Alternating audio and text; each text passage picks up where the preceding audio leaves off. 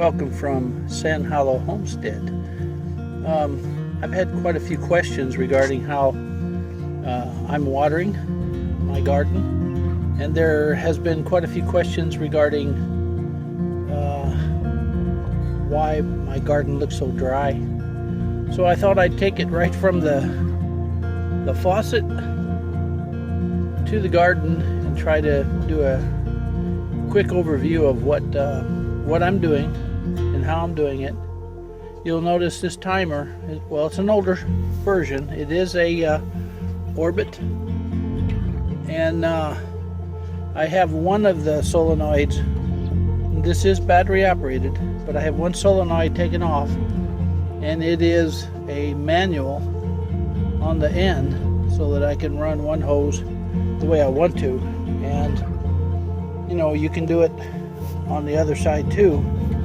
It does give you some options, but hey, there's a lot of different timers and you can purchase the one you like. This is the one my son got. He's the techie. He went to college for computer science and all that, so he's the one that's always picking the goodies. I know how to push a few buttons on and off. And so our lawn is being watered off of these hoses, and so is our garden. And of course, I don't have underground sprinklers, so I just use, this is battery operated, so I just use this to time our garden. This black hose goes out to the garden, so we'll slip over to the garden now, and I'll show you what's on the end of our garden hose. Okay, the garden hose comes to a sediment bowl, and then from there it goes to a 15 psi pressure control. And what all that's doing is, depending on what kind of water you use, it's just making sure that the soaker system does not have little chunks in it, because it would just plug up those soaker hose valves where they leak out of. And then it goes directly to out of the pressure regulator. It goes to 3/4 inch PVC, and I do have a branch that tees off, and it goes down to the garden below. And so that's about 100 foot away. And this valve, this red valve there, I can shut that garden down, or I can also control how much water is going down below, because it seems like that hose right there does seem to get quite a bit of water in it. And then the manufacturers also have these small valves, and these small valves are the ones that go to the T-tape. Now the T-tape normally is flat, and when it's pressurized with that 15 psi, at that point then it becomes round, and you can get the T-tape so that it's it's either 8-inch center to center for the holes, or you can get it 12 inches, and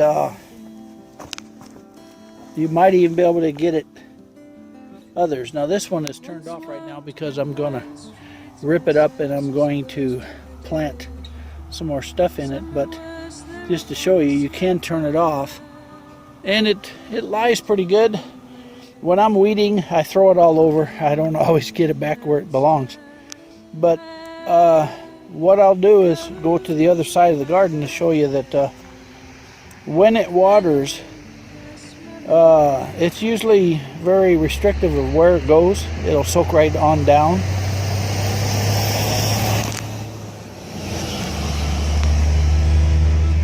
It's usually very restrictive of where it goes. It just goes straight down, and your rows are really dry.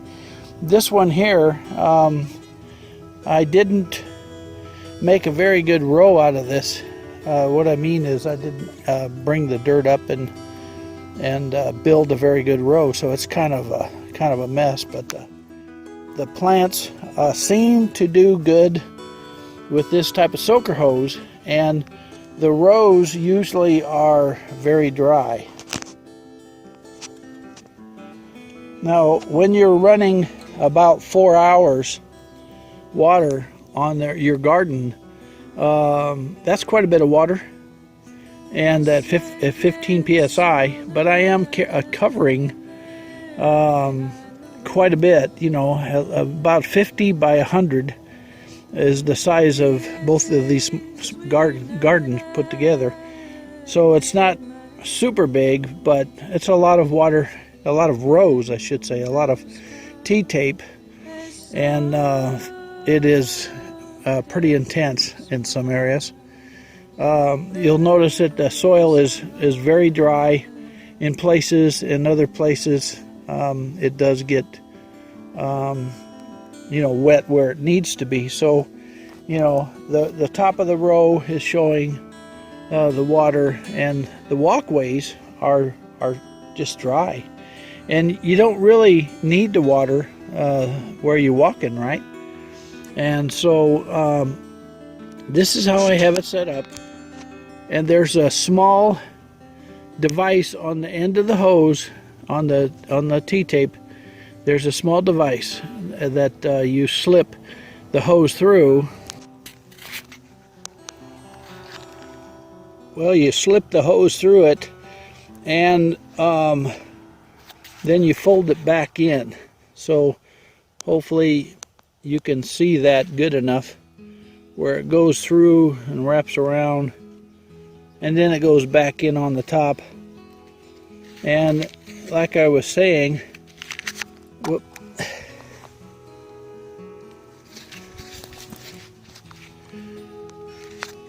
don't know how well you can see this. Oh, there we go. Now I'm seeing it. There's a valve, or there's a hole in here, and it has a reinforced plastic, and it's when they seal this together, it has a piece on the inside that's melted or vulcanized, and so it's every 8 inches that it has one of these holes. You can hardly even see it, but you turn it downward, and it irrigates quite well. And obviously it's watering all the plants on both sides. The water goes down, but in some cases, depending on how you make your rows, it will roll off and kind of make a mess of your row, like this one did. And in the past, I've made better rows. I developed the row itself to be a little wider, a little better. And this year, I didn't put as much time in to rototilling and building the rows. And this is a year where I did it by myself. And when I have my son doing it, it always comes out better. He's quite a bit stronger than me to pull that dirt up, and this is a lot of dirt for me to pull up. But it's early in the morning. It's about 7 o'clock in the morning, and I thought I'd get out here because in the daytime the sun heats my cell phone and it shuts off, and I can't seem to get this video completed. So my filming must be done in the morning.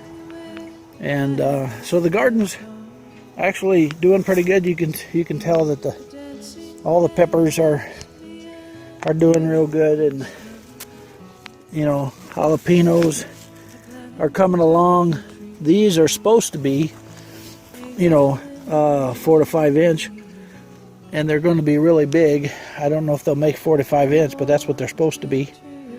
And of course there's the yellow peppers as well. I love to have a variety. I usually like 3 different peppers in my salsa. And the yellow it's got a unique flavor, and they're not hot. They might have a little heat in it, but not much. And the jalapenos, you are familiar with those. And then I throw in some cayenne, and the cayenne obviously is going to be doing pretty good. And my bell peppers are real happy. Tomatoes are going crazy with this heat. When you hit 100 degrees, these tomatoes are really growing fast and maturing. So they're green. They're not doing. They're not turning red yet. But don't ask me how I'm gonna pick that stuff. I screwed up. Put it too close. Corn seems to be doing good, and it's maturing. It's getting some ears on, and yeah, that's seems like when you start seeing ears, and that's looks like 2 on that stalk. That's pretty common, unless you've got Danny corn, and he does have some nice corn. He'll forget more about farming than I'll ever know. I sure appreciate Danny and Wanda and how they share their knowledge and experiences down there, you know, in deep south Homestead. So yeah, we've still got more weeding to do, and I've been gone with the grandkids, and oh my. We also had a freezer door left open, and I had to do some cleaning. I think I'll throw some of those pictures of us cleaning our freezer just to show what kind of a mess. Everybody who is doing the homesteading, or whether you're homesteading or not, when you lose the freezer, it's pretty drastic, because your meat source, vegetables, whatever you had in there, if you lose it, it's catastrophic for your family, because you know you've got not only a lot of money and time invested in it, but you know you've got to do the works over again. And this is way above my head. I just thought I'd show you some of this from up here. So folks, there's going to be lots of food in the pantry this year, and I just want to let you know that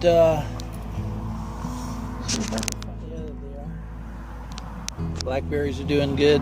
We've picked quite a few blackberries off of what I have, and they'll multiply. But there's lots of food in the pantry, so folks, we'll see you at supper time.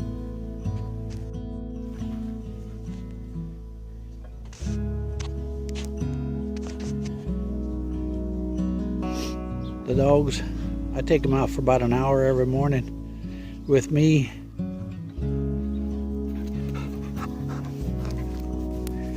This is Troy, and he's my grandkid's dog. The other dog there is Cookie, and my grandkids bring their dogs over here in the summertime when they come to help me. Now hopefully they'll come out here today. Maybe we can get that fence put up and get it completed.